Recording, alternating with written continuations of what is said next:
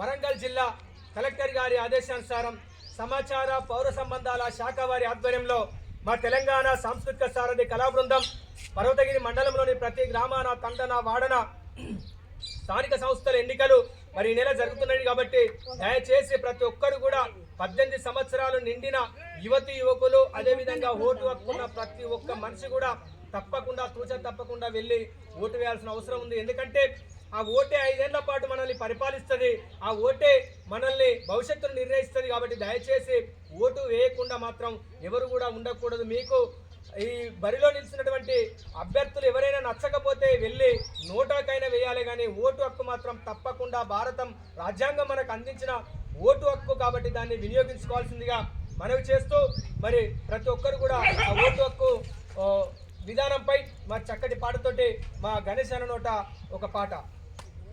ఓటే ఆయుధం ఓటే సాయుధం